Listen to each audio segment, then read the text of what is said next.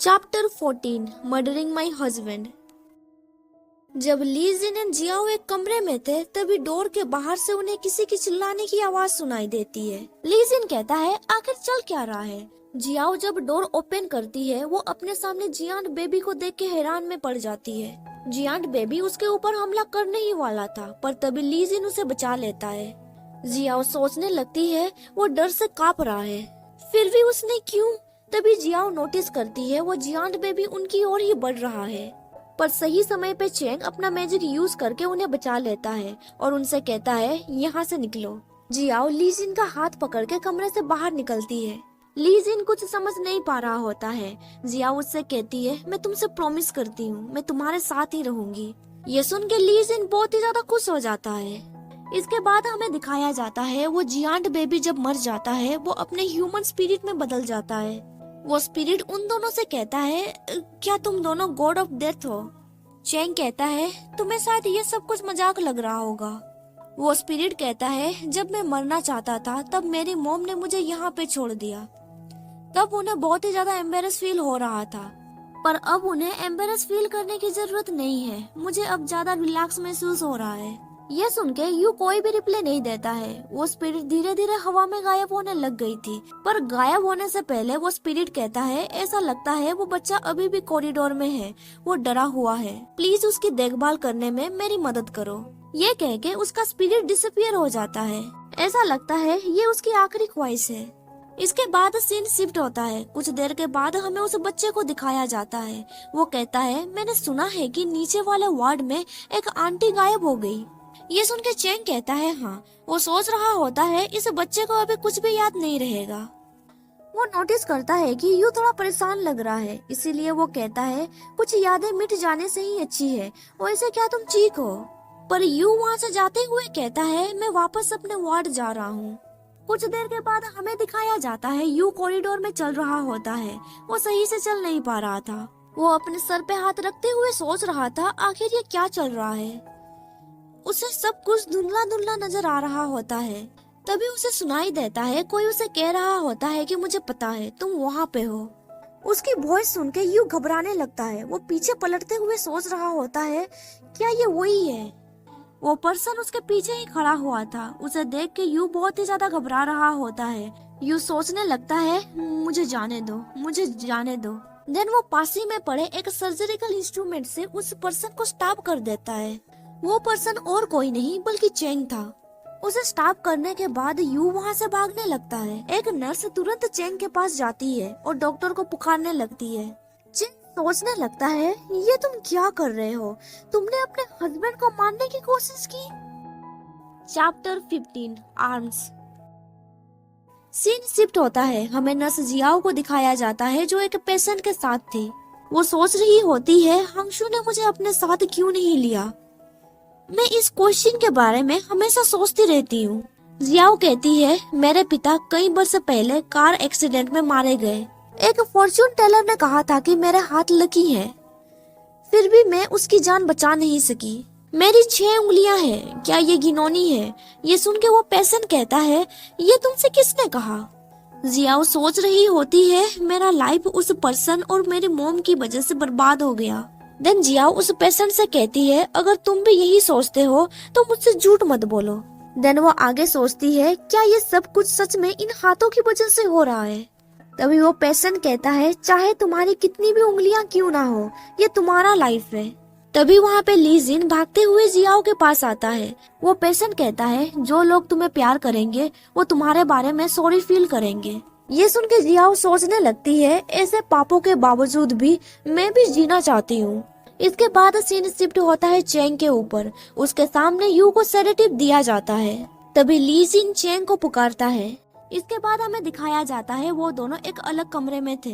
ली जिन पूछता है क्या तुम ठीक हो, मुझे सुनने को मिला कि यू को आइसोलेशन वार्ड में रखा गया है। चेंग अपने कपड़े बदलते हुए कहता है पर क्यों, मैं उसे देखने जाऊंगा। ये कह के वो रूम से बाहर निकलता है, पर तभी वहाँ पे नर्स जियाओ आ जाती है। चेंग बिना कुछ बोले वहाँ से निकलने लगता है। जियाओ कहती है डॉक्टर ली चेन, कोई आपको ढूंढ रहा है। कुछ देर के बाद हमें दिखाया जाता है ली चेन नर्स जियाओ के साथ था। जियाओ कहती है आइसोलेशन वार्ड लिंगडोंग में है, जिसे ढूंढना थोड़ा मुश्किल है। चेंग कहता है नर्स को पता है कि मुझे यहाँ पे ट्रांसफर हुए ज्यादा समय नहीं हुआ है। क्या तुम हॉस्पिटल के लेआउट के बारे में अच्छी तरह से जानती हो, और क्या तुम मुझे रास्ता भी दिखा सकती हो? वैसे देखा जाए तो तुम काइंड हो। ये सुन के जियाओ हैरान हो जाती है और कहती है क्या तुमने काइंड कहा? कुछ देर के बाद वो दोनों आइसोलेशन वार्ड के अंदर पहुंच चुके थे। जियाओ कहती है इस अच्छे साइड को मेंटेन करने के लिए तुम्हें केयरफुल होकर लोगों से डील करना चाहिए। जब डोरी खींचते समय टूट जाती है, इसका मतलब ये है कि ये और बर्दाश्त करने लायक नहीं है। देन वो आगे कहती है बुरी इंसान बनने के लिए मैं काइंडनेस के ऑपोजिट साइड पे खड़ी हूँ। ये सुन के चेंग कुछ देर के लिए साइलेंट हो जाता है। कुछ सेकंड के बाद वो कहता है आखिर एक नर्स किस साइड में है? ये सुन के नर्स कोई भी रिप्लाई नहीं देती है। उसे याद आता है ली चैन ने कहा था मैं तुम्हारे साथ हूँ। देन नर्स कहती है किसे पता। देन वो सडनली चेंग का हाथ काट लेती है। देन वो नर्स अपना रूप दिखाते हुए कहती है अभी मैं इविल साइड पे हूँ। इसके बाद हमें दिखाया जाता है आईसीयू वार्ड में यू सोया हुआ था। तभी उसे एक बुरा सपना आता है। सपने में वो देखता है एक पर्सन चिल्लाते हुए कह रहा होता है मुझे पता है तुम यहीं पे हो। ये कह के वो दरवाजा तोड़ देता है। रूम के अंदर ली अपने व्हील चेयर पे बैठा हुआ था। वो पर्सन उसका गला दबाते हुए कहता है मैंने तुम्हें दरवाजा खोलने के लिए कहा था ना, तुमने दरवाजा क्यों नहीं खोला? क्या तुम मुझे जानबूझकर भड़काने की कोशिश कर रहे हो? यू सांस नहीं ले पा रहा होता है। वो पर्सन हंसते हुए कहता है ये कैसा है, ये मजेदार है ना? वो आगे कहता है मैं हमेशा से जानने के लिए क्यूरियस हूँ, क्या तुम्हें नीचे कुछ भी फील नहीं होता है? देन वो आगे कहता है जरा मुझे देखने दो, क्या तुम्हें नहीं लगता तुम्हें अपने ब्रदर के साथ फन करना चाहिए? ये कह के वो यू के साथ जबरदस्ती करने की कोशिश कर रहा होता है। ली सोच रहा होता है मुझे जाने दो। तभी उसे टेबल के ऊपर एक पेन मिलता है। उस पेन की मदद से वो उस पर्सन को स्टैब कर लेता है। कुछ सेकंड के बाद वो पर्सन चेंग में बदल जाता है। चेंग को देख के यू पूरी तरह से हैरान हो गया था। Chapter 16 give him back to me. सपना देख के यू का नींद पूरी तरह से टूट जाता है। वो सोचने लगता है क्या मैंने उसे स्टैब कर लिया था? देन वो आगे सोचने लगता है क्या मैं आइसोलेशन वार्ड में हूँ? यू को याद आने लगता है जब उसे आइसोलेशन वार्ड में लाया गया था तब उसके पास नर्स जियाओ आई थी। जियाओ उसे कहती है तुम्हें कुछ देर और सोने की जरूरत है। इसके बाद सीन प्रेजेंट में शिफ्ट होता है। यू सोच रहा होता है उसने जरूर मेरी दवा के साथ छेड़खानी की होगी, लेकिन तुमने मुझे यहाँ पे क्यों लाया? देन वो आगे सोचने लगता है क्या उसे पता चल गया कि चेंग जी एक एग्जॉर्सिस्ट है? शायद ये हो सकता है कि उससे निपटने के लिए उसने मुझे यहाँ भेज दिया। देन यू अपना वॉच चेक करता है। वहाँ पे हार्ट बीट 0 दिखा रहा था। उसे याद आने लगता है कि उसने चेंग से पूछा था अगर तुम्हारी हार्ट बीट यहाँ पे दिखाई ना दे तो क्या होगा? तब चेंग ने कहा था इसका मतलब ये होगा कि मैं शांत हो चुका हूँ। देन सीन प्रेजेंट में शिफ्ट होता है। यू को चेंग के साथ बिताए हुए हर पल के बारे में याद आने लगता है। यू को ये भी याद आता है जब वो दोनों कवर्ड के अंदर बंद थे तब चेंग ने कहा था मैं बाहर जाता हूँ, तुम यहीं पे रुकना और कोई भी मूवमेंट मत करना। यू हंसते हुए सोचने लगता है क्या इससे कोई फर्क पड़ता है? रेड स्नोफॉल के बाद सारे लोग सब कुछ भूल जाएंगे। वैसे उसे पहले से ही पता था कि रेड स्नोफॉल के दौरान एस लेवल जियान बेबी को कोई भी फर्क नहीं पड़ने वाला।